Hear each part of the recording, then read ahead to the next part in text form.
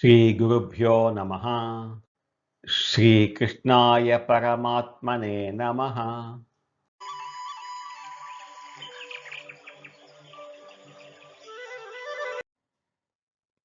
భగవద్గీత పురుషోత్తమ ప్రాప్తి యోగంలో ఈరోజు మనం 10-11 శ్లోకాలను తెలుసుకుందాము. ఇంతకుముందు శ్లోకంలో ఆత్మ ఒక శరీరం నుండి ఇంకో శరీరంలోకి వెళ్ళేటప్పుడు మనస్సును, ఇంద్రియాలను ఎలా తీసుకువెళ్తుందో, ఆ కొత్త దేహంలో సుఖాలను ఎలా అనుభవిస్తుందో తెలుసుకున్నాం కదా. ఇంత జరుగుతున్న ఈ ఆత్మ ప్రయాణం మనకి ఎందుకు కనిపించదు అన్న సందేహానికి సమాధానం ఈ శ్లోకంలో ఇస్తున్నారు శ్రీకృష్ణ పరమాత్మ.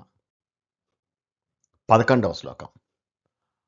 ఉత్క్రామంతం స్థితం వాపి భుంజానం వా గుణాన్వితం విమూఢానానుపశ్యంతి పశ్యంతి జ్ఞానచక్షుషః.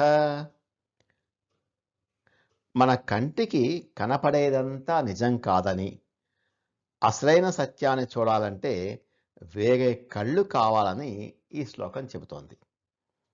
ఉత్క్రామంతం స్థితం వా అపి భుంజానం వా గుణాన్వితం. జీవుడు శరీరాన్ని వదిలి వెళ్తున్నప్పుడు అంటే ఉత్క్రామంతం, లేక శరీరంలో స్థితమై ఉన్నప్పుడు, లేక భోగములను అనుభవించినప్పుడు భుంజానం, లేక త్రిగుణములతో కూడి ఉన్నప్పుడు గుణాన్వితం. విమూఢ న అనుపశ్యంతి. అజ్ఞానులు చూడలేరు.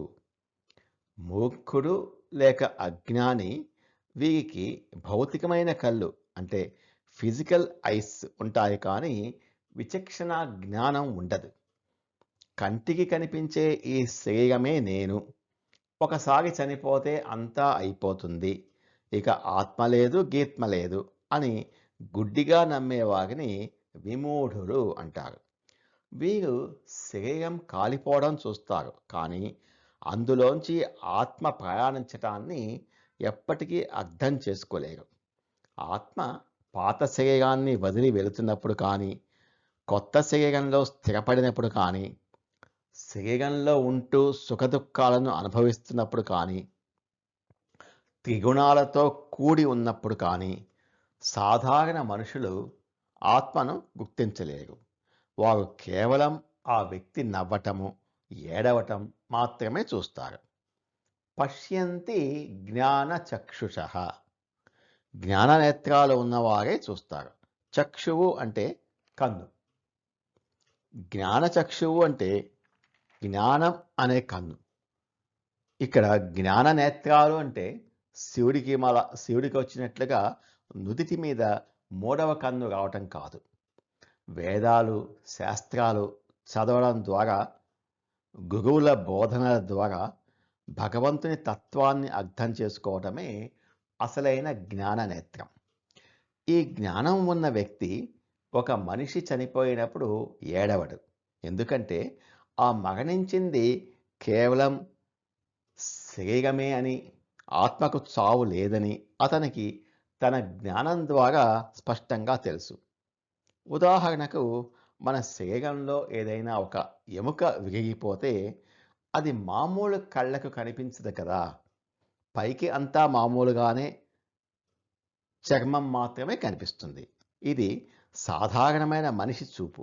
కానీ ఒక డాక్టరు ఎక్స్రే ద్వారా చూసినప్పుడు ఆ చర్మం లోపల ఉన్న ఎముక ఏమైందో అతనికి అత్యంత స్పష్టంగా కనిపిస్తుంది. డాక్టర్కి ఎముక కనపడిందని మనము మామూలు కళ్ళతో చూస్తే కనిపిస్తుందా? కనపడదు. దానికి ఎక్స్రే అనే ఒక ఇన్స్ట్రుమెంట్ కావాలి. అలాగే ఈ ప్రపంచాన్ని మామూలు కళ్ళతో చూసే అజ్ఞానులకు, విమూఢులకు కేవలం మనుషుల శరీరాలు, వారి అందచందాలు మాత్రమే కనిపిస్తాయి. కానీ దేవుడు ఇచ్చిన శాస్త్రజ్ఞానం అనే ఎక్స్రే, జ్ఞానచక్షుష ద్వారా చూసే యోగికి ఆ శరీర ఆ శరీరం లోపల శాశ్వతంగా ప్రకాశిస్తున్న జీవాత్మ స్పష్టంగా కనిపిస్తుంది. ఈ కళ్ళు కేవలం భౌతికమైన వస్తువులనే చూడగలవు. అదృశ్యంగా ఉన్న ఆత్మను, దేవుడిని చూడాలంటే భగవద్గీత లాంటి శాస్త్రాలను చదివి మన జ్ఞాన నేత్రాలను తెరిపించుకోవాలి. జ్ఞానం ఉన్నవాడే నిజమైన చూపు ఉన్నవాడు. ఉత్క్రామంతం స్థితం వాపి భుంజానం వా గుణాన్వితం విమూఢానాను పశ్యంతి పశ్యంతి జ్ఞానచక్షుషా. ఒక శరీరాన్ని వదిలిపెట్టి వెళుతున్నప్పుడు కానీ, లేదా ఆ శరీరంలోనే ఉంటూ 3 గుణాల సత్వ, రజో, తమో గుణాల ప్రభావంతో ప్రాపంచిక విషయాలను అనుభవిస్తున్నప్పుడు కానీ, అజ్ఞానులు, మూఢులు ఆ జీవాత్మను చూడలేరు. కానీ జ్ఞానం అనే కళ్ళు ఉన్నవారు మాత్రమే ఈ సత్యాన్ని స్పష్టంగా చూడగలగంటున్నారు శ్రీకృష్ణ పరమాత్మ. 11వ శ్లోకం.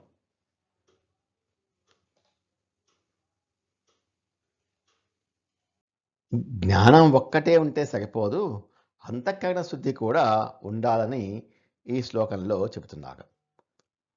యతంతో యోగినశ్చైనం పశ్యంత్యాత్మన్యవస్థితం యతంతోప్యకృతాత్మానః నైనం పశ్యంత్యచేతసః.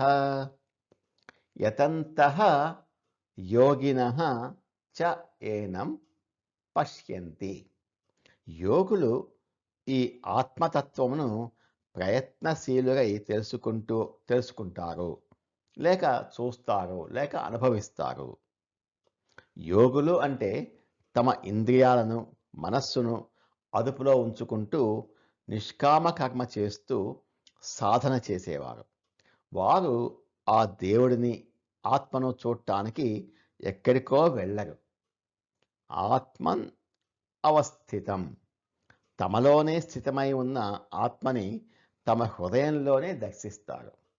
యతంతో అపి అకృతాత్మానః, అంతఃకరణ శుద్ధి లేనివారు ఎంత ప్రయత్నించినా న ఏనం పశ్యంతి అచేతసః, అజ్ఞానులు ఈ ఆత్మను తెలుసుకొనలేరు. అంతఃకరణ శుద్ధి లేని అజ్ఞానులు ఎంత ప్రయత్నించినా ఈ ఆత్మను తెలుసుకొనలేరు. అకృతాత్ములు అంటే మనస్సును పవిత్రంగా ఉంచుకోనివారు, లోపల కామ, క్రోధ, లోభ, మోహాలను నింపుకున్నవారు. అలాంటి వాళ్ళు రోజుకు చాలా గంటలు కళ్ళు మూసుకొని కూర్చున్నా, ఎంత ప్రయత్నించినా, లేదా వేదాలు మొత్తం బట్టి పట్టి జ్ఞానం సంపాదించుకున్నా కూడా వాళ్ళు ఆత్మను దర్శింపలేరు. ఎందుకంటే ఆత్మ ఒక భౌతికమైన వస్తువు కాదు, అది ఒక స్వచ్ఛమైన చైతన్యం. ముగిగ్గా ఉన్న మనస్సు అనే అర్థంలో ఆ స్వచ్ఛమైన ఆత్మ ఎప్పటికీ ప్రతిబింబించదు. ముగిగ్గా మరియు అలలతో ఉన్న నీటి కొడలో ఎలా అయితే అడుగున ఉన్న బంగారు నాణం కనిపించదో, అలాగా అంతఃకరణ శుద్ధి లేని మనసులో ఆత్మ కనిపించదు.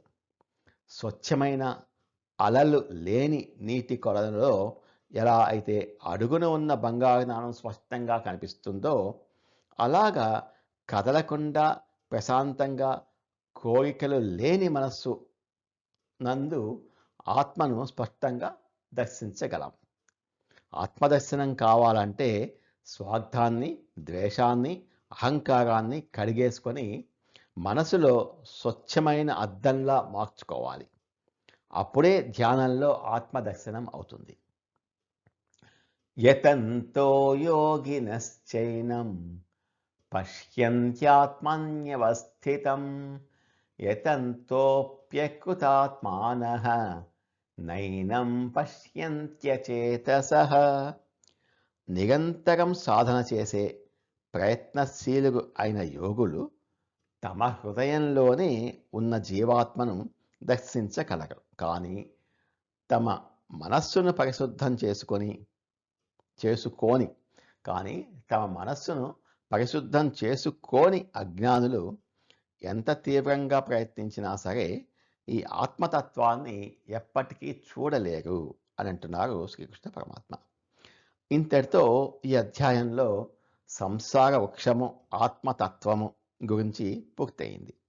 12వ శ్లోకం నుంచి ఆయన విశ్వరూప వ్యాప్తిని వివరించబోతున్నారు. అది మనం రేపు తెలుసుకుందాం. నమో భగవతే వాసుదేవాయ. ఏతత్ ఫలం శ్రీకృష్ణార్పణమస్తు. స్వస్తి.